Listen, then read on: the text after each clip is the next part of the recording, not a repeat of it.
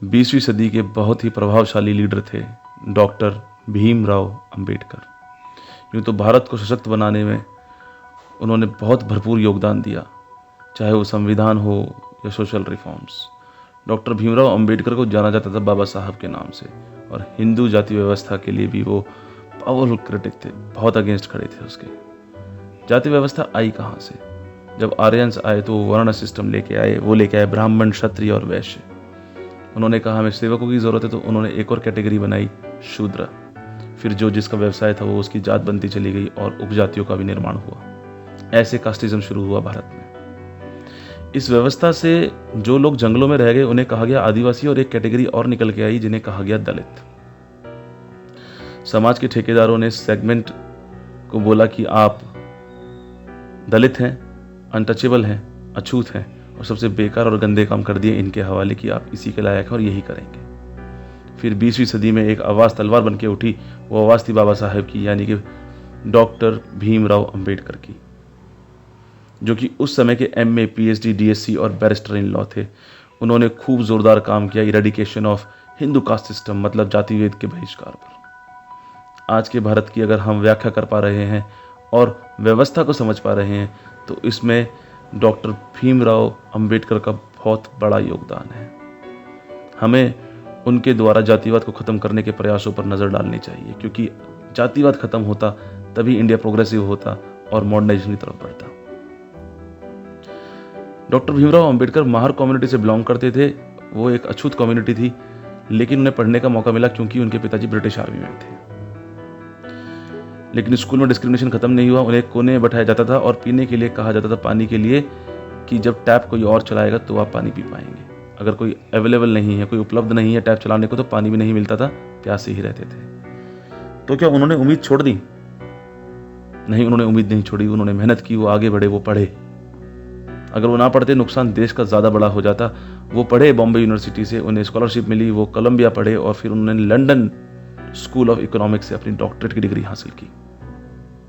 देश लौटे, देश प्रेमी थे। देश लौटे, दलितों का भला करने के लिए कहा कि ठीक है दलितों का भला करेंगे। बहुत सारी चीज़ें लिखी और एक सभा का गठन किया जिसका नाम था बहिष्कृत हितकर्णी सभा, और जिसका मोटो था agitate, educate and organise. Lahore में मौका मिला अपनी बात रखने का, तो उन्होंने इरेडिकेशन ऑफ कास्टिज्म पे अपनी स्पीच तैयार की, लेकिन उन्हें उसे प्रस्तुत करने का मौका नहीं दिया गया।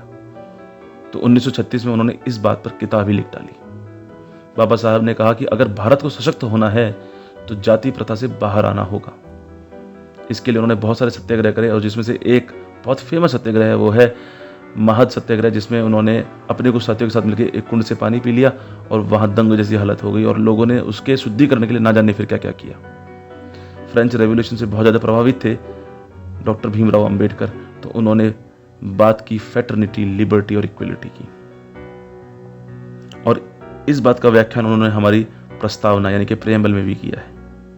लिबर्टी किस चीज़ की? लिबर्टी थॉट्स की, एक्सप्रेशन की, बिलीफ की, फेथ की और वर्शिप की। उन्होंने बात की इक्वलिटी की, equality of status and equality of opportunity की। उन्होंने बात की फ्रेटर्निटी यानी कि भाईचारे की, ब्रदरहुड की। 1931 में जब लंदन में एक सभा हो रही थी जिसमें उनके विपक्ष में बैठे हुए थे गांधी जी, उन्होंने कहा कि दलितों को माइनॉरिटी घोषित कर दिया जाए और सेपरेट इलेक्टोरेट मिले। अभी सेपरेट इलेक्टोरेट क्या होता है? इसमें एक समूह के लोग, एक जाति के लोग, एक कास्ट के लोग ही इलेक्शन के लिए खड़े होते हैं और उसी जाति के लोग वोट डालते हैं। क्या ऐसा इतिहास में कहीं हुआ था? बिल्कुल हुआ था। 1909 में मुस्लिमों को सेपरेट इलेक्टोरेट दिया गया और 1919 में सेपरेट इलेक्टोरेट मिला क्रिश्चियंस को, सिखों को और एंग्लो इंडियंस को। अब अंग्रेज भली भांति जानते थे कि गांधी जी इसके विरुद्ध खड़े हैं, इसके विपक्ष में हैं, और डॉक्टर भीमराव अंबेडकर अपनी ये मांग कर रहे हैं, और वो जानते थे कि इन्हें तोड़ना कैसे है। They were very good at divide and rule, फूड डालो राज करो। तो 1932 में कम्युनल अवार्ड अनाउंस किया राम से मैकडोनल्ड ने, और कहा कि ठीक है दलितों को हम माइनॉरिटी की कैटेगरी में रखेंगे और सेपरेट इलेक्टोरेट भी देंगे। जैसे ये हुआ तो गांधी जी एक आमरण अनशन पे बैठ गए, जिसका प्रभाव ये हुआ कि बहुत ज़्यादा प्रेशर आ गया डॉक्टर भीमराव अंबेडकर पे। इंडियन नेशनल कांग्रेस ने भी बहुत प्रेशर बनाया और बहुत खरी खोटी और बहुत उल्टा सीधा सुनाया डॉक्टर भीमराव अंबेडकर को। इस प्रेशर में आके कि कहीं गांधी जी को इस अनशन में कुछ हो ना जाए और दलितों की छवि ना बिगड़ जाए, डॉक्टर भीमराव अंबेडकर ने उनकी बात मान ली और फिर पूना पैक्ट के तहत उन्होंने कॉम्प्रोमाइज किया और कहा कि ठीक है, सेपरेट इलेक्टोरेट नहीं होगा, जॉइंट इलेक्टोरेट होगा, लेकिन जो सीटें हैं वो 71 ना होकर 148 होंगी। अभी जॉइंट इलेक्टोरेट क्या था? इसमें था कि किसी एक पर्टिकुलर जाति धर्म से जो इलेक्शन है, कैंडिडेट है, वो वहां से आएगा, लेकिन वोट करने का अधिकार सभी को होगा। जिस क्षेत्र से वो खड़ा होगा उस क्षेत्र के सभी लोग उसके लिए वोट करेंगे। अब इस बात पे जब सहमति हुई तब गांधी जी ने अपना अनशन तोड़ा।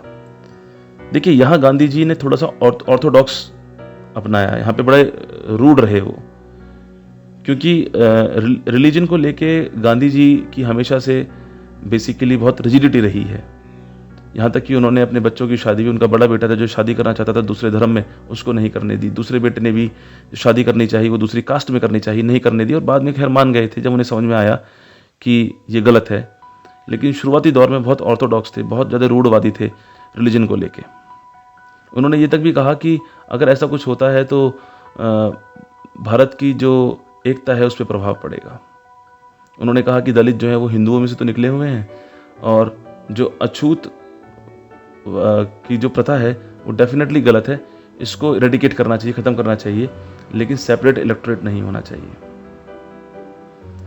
गांधी जी गीता को, भगवत गीता को अपनी स्पिरिचुअल डिक्शनरी बताते थे और उसके मुताबिक उन्होंने कहा कि कास्ट तो होनी ही चाहिए, और इसलिए वो हमेशा उनका मतभेद रहा डॉक्टर भीमराव अंबेडकर के जो भी विचार थे उनसे। डॉक्टर भीमराव अंबेडकर की मेहनत ही है ताकि भारत एक लहजे में किताबी तौर पर इरेडिकेट कर पाया कास्ट सिस्टम को और प्रोग्रेसिव हुआ टूवर्ड्स द डेवलपमेंट। इसमें जवाहरलाल नेहरू के साथ मिलकर डॉक्टर भीमराव अंबेडकर ने हिंदू सिविल कोड को भी लागू करवाया, और अनफॉर्चुनेटली ये सभी रिलीजन्स में नहीं हो पाया उस टाइम पे, क्योंकि माहौल बहुत टेंस हो गया था, और जिसके लिए आज मांग हो रही है और 2024 इलेक्शन का एजेंडा भी है, that is uniform civil code. इस पर चर्चा हम अगली वीडियो में करेंगे।